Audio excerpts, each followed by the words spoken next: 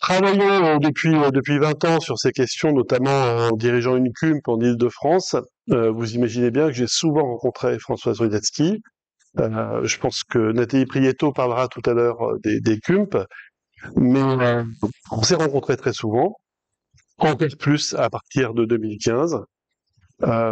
J'ai fait quelque chose de bizarre hier soir que nous permet la technologie, c'est que j'ai relu nos échanges de textos, ce qui est assez étrange comme expérience. Et je peux vous dire que nos échanges de textos, c'était « Thierry, ça ne va pas assez vite, ça ne va pas assez fort, il y a des victimes que vous avez oubliées, et vous vous occupez pas des plus démunis, etc., etc. » Et c'était toujours bienveillant, mais extrêmement déterminé comme communication et destiné, et ça c'est important, de souligner le grand souci que Françoise avait de ceux qu'on oublie d'habitude. Hein, les familles roms qui ont vécu l'attentat mais qui étaient dans un coin et dont personne s'occupe, etc. Donc voilà, c'était un peu émouvant comme lecture.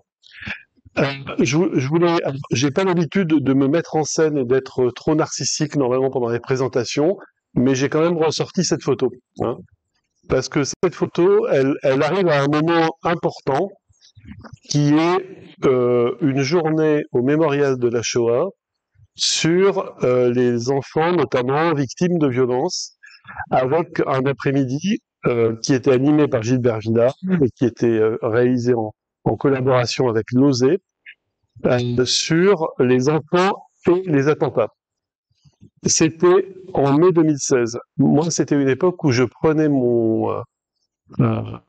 voilà, j'étais en pèlerinage dans les congrès en France pour dire attention aux attentats de masse qui peuvent concerner aussi les enfants. Bien sûr, il y avait déjà eu Toulouse, qui était quand même, on va dire, géographiquement limité. C'était une entrée ou une sortie d'école. Et on imaginait ce qui s'était passé à Paris s'il y avait eu des écoles ou des crèches ou voilà dans le périmètre. Et on avait vraiment ce souci-là. Donc on a évoqué cette question avec, vous imaginez, un très fort soutien de Françoise. Et voilà, c'était 3 mois, 4 mois avant l'attentat de Nice, où là on a bien sûr vécu cette situation d'attentat de masse qui implique de nombreux enfants. Alors, je vous dis un mot du CN2R, de comment il est né, de ce qu'il est devenu, parce que c'était une idée de Françoise Rudetzky, enfin un projet. Elle avait travaillé en 2016 à une mission de préfiguration d'un centre de ressources et de résilience. Elle avait remis un rapport à François Hollande. Malgré les changements politiques, ça s'est poursuivi, ce projet. Ce qui a un peu bougé, c'est que les demandes gouvernementales fait que ça s'est élargi à toutes les victimes. Et au début, on était assez centré, Françoise était assez centrée sur les traumatismes type violence, attentat, et on a eu un élargissement progressif qui était demandé.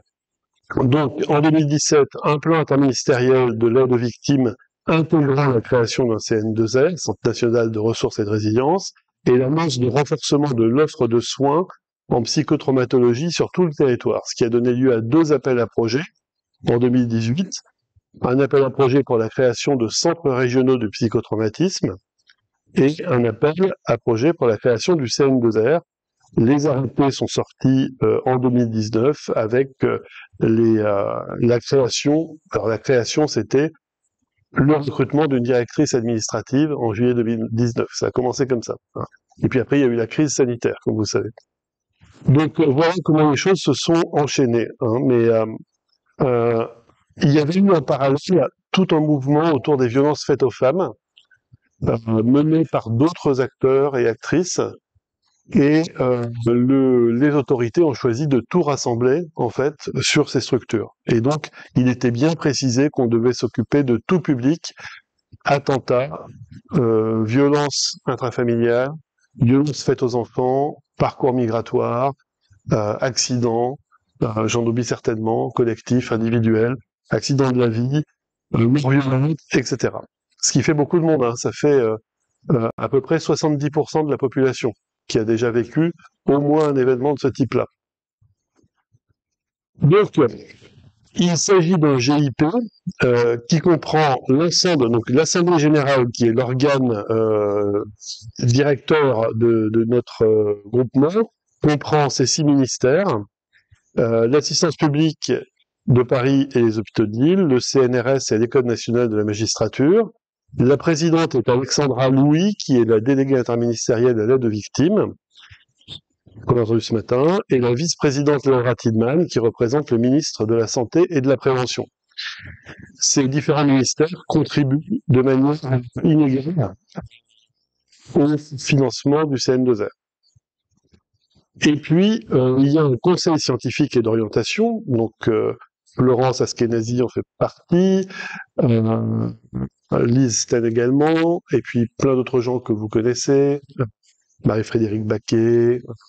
Voilà, il y a pas mal de gens qui sont une vingtaine de personnes qui sont dans ce conseil scientifique, qui est consulté sur le programme d'activité du CN2R.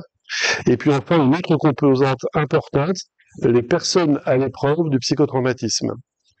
Alors, ce sont des partenaires qui sont associés dans les activités. Il y a 8 personnes réparties sur le territoire national avec des histoires traumatiques et des parcours de reconstruction différents. Des histoires traumatiques que personnellement je ne connais pas, que nous ne connaissons pas, Guillaume Béva et moi, et que nous intégrons dans tous les projets du CN2R, c'est-à-dire aussi bien pour penser des projets de recherche que pour penser aussi la formation. Enfin voilà, dans tous nos axes de travail, nous essayons de les intégrer. C'est pas simple, c'est pas une culture qu'on a en médecine, c'est un peu une révolution culturelle d'intégrer des personnes concernées. Avec, bon, enfin, pas le temps de m'en plus.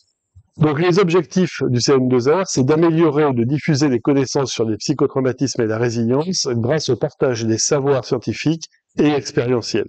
À la fois pour les personnes concernées, mais aussi leurs proches, leurs familles et le grand public en général, pour les professionnels de la santé mentale, mais aussi des autres professions, les juristes, les policiers, etc., les enseignants, et pour les chercheurs impliqués dans les thématiques du CN2R.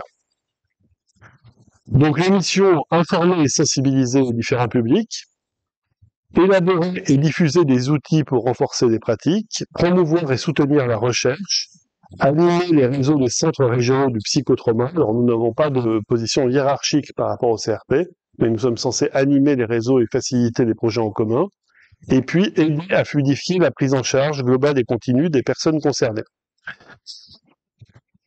Donc, nous avons un site d'information et de ressources que vous pourrez aller consulter, hein, qui est accessible aux personnes concernées, accessible également aux personnes avec handicap.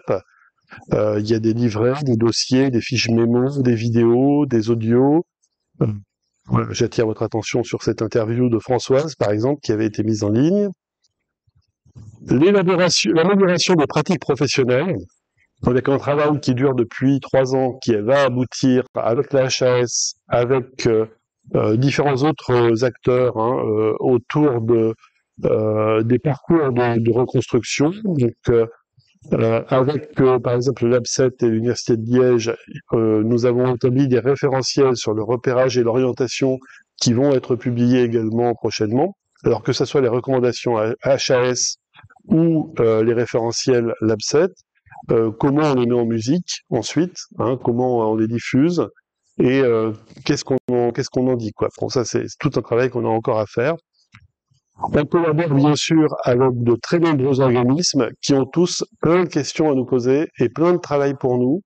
Le fonds de garantie, France Victime, on connaît le NAC, on connaît un peu tout le monde, mais aussi l'OFPRA par exemple, etc., où il y a des vraies questions autour du trauma et effectivement, ça fait beaucoup. C'est-à-dire qu'on attend beaucoup du CN2R. Donc on fait beaucoup aussi, mais on ne peut pas tout à fait répondre à tout. Côté valorisation et soutien de la recherche, on a organisé 2 journées scientifiques On organise des webinaires 4 fois par an. Donc ces webinaires sont assez suivis. Les 4 premiers, par exemple, il y avait Lise Sten qui nous a parlé de la question d'éthique de la recherche en situation de post-attentat. Olivier Daudier qui nous a discuté de la question que faut-il penser de l'amnésie traumatique. Guillaume Bronsard qui a parlé du trauma des enfants placés. Alors ça, c'est encore tout un sujet, hein, les enfants placés à l'ASE ou à la PJJ, qui sont tout cabossés et qui n'accèdent pas aux soins en général. Et puis Éric Bouy nous a parlé du deuil prolongé. Ces webinaires restent consultables sur la chaîne YouTube du CN2R. Le prochain sera avec l'Institut Convergence Migration sur comment travailler avec un interprète pour des patients réfugiés. Donc il y a aussi des bourses de recherche, une cellule d'accompagnement méthodologique des projets et actuellement la mise en place d'un programme de recherche ambitieux dont j'ai pas trop de temps de vous parler pour aujourd'hui. Et puis la coordination de 17 CRP, donc il y en a un par région, 2 en région parisienne. Ces centres régionaux du psychotrauma, alors c'est très pratique parce que maintenant, dans chaque plan gouvernemental, on dit à tout le monde et adressez-vous au centre régional du psychotrauma. Et c'est vrai pour les victimes de la traite, pour absolument tous les sujets que le gouvernement traite, hein, on renvoie vers les CRP. Et il faut savoir que les CRP sont dotés d'environ 500 000 euros, maintenant 600 000 peut-être par région, hein, pas par département, par région. 600 000 euros, avec ça, vous avez 2 médecins et 3 psychologues. Hein. Et pour répondre aux besoins de soins, d'évaluation, d'orientation d'une région, on est bien sûr très en dessous. Donc ça entraîne aussi beaucoup de déception, finalement, hein, et aussi de sentiments difficiles chez les professionnels. Voilà, donc ce travail est bien lancé, il se poursuit. Là, vous voyez la salle de réunion du CN2R à Lille.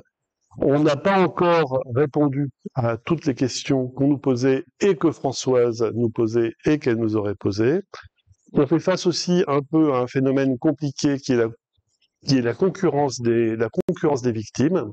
C'est-à-dire que quand on parle de victimes d'attentats, les femmes victimes de violences disent « et nous ».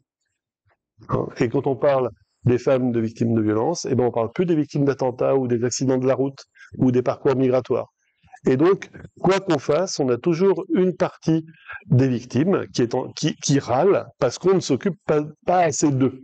Donc ça a été un petit peu douloureux pour nous au début, et puis on en a pris notre parti, c'est comme ça. Hein. On essaye de traiter un peu tous ces types de sujets.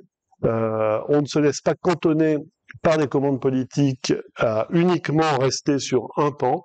Mais voilà, ça tourne et ça concerne effectivement toute une série de situations différentes, qui n'est pas tout à fait comparable, mais avec toujours un noyau central qui est la question des troubles psychotraumatiques de l'adulte et de l'enfant et de comment on les soigne, même si tout le reste autour, tout ce qui est à faire autour, ça varie selon qu'il s'agit de victimes d'attentats, de réfugiés, de tout. Voilà.